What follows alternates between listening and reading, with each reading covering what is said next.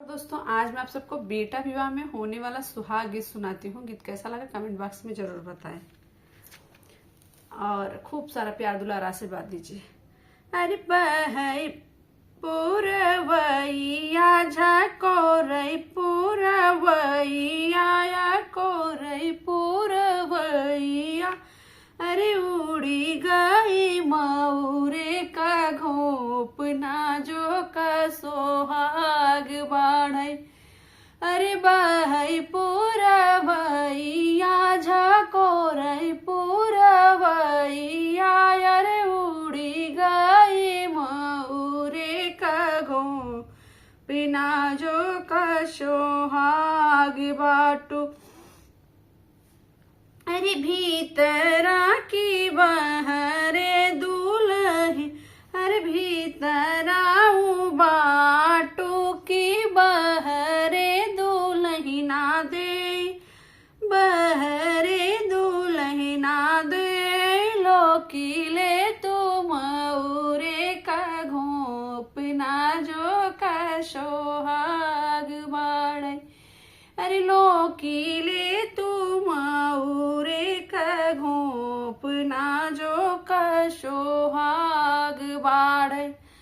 अरे कैसे के लोकी प्रभु मऊरे का घोपवा, अरे मऊरे का घोपवा, अरे बगले में पापा जी हमारे नाजो का सोहाग बाढ़े।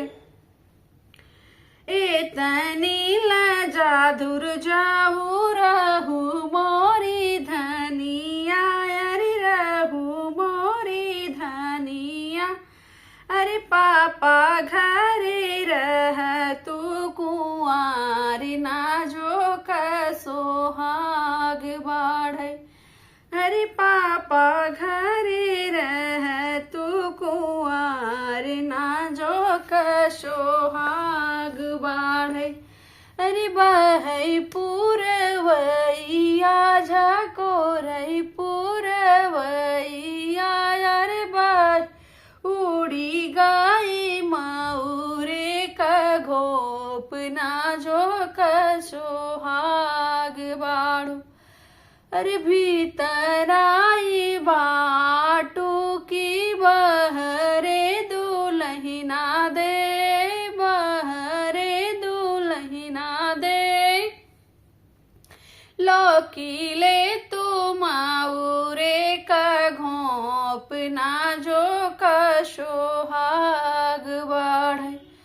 अरे कैसे के लोकी स्वामी मऊरे का घोपवा, अरे मऊरे का घोपवा, अरे बगले में चाचा जी हमारे नाजो का सोहाग बाढ़ू। अरे ये तनी लजा दूर जाऊ रहू मोरी धनिया, अरे रहू मोरी धनिया, अरे चाचा घरे रह तू कुंवारी नाजो का सोहाग बाढ़े। अरे बहई पुरवैया झकोरई पुरवैया, अरे उड़ी गई मऊरे का घोप नाजो का सोहाग बाढ़े।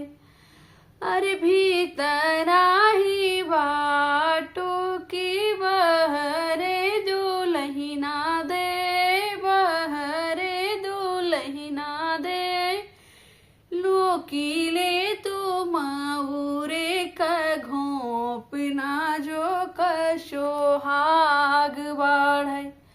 अरे कैसे के लोकी स्वामी मऊरे का घोपवा, अरे मऊरे का घोपवा, बगले में भैया जी हमारे नाजो का सोहाग बाढ़े।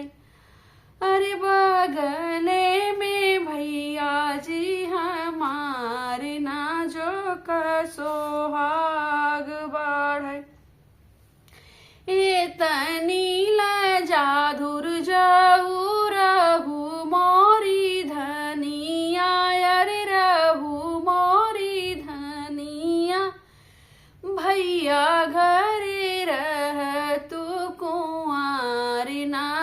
का सोहाग बाढ़े। अरे भैया घरे रह तू कुंवार नाजो का सोहाग बाढ़े। धन्यवाद। तो गीत को खूब शेयर करे, खूब प्यारा दुलारा आशीर्वाद दे।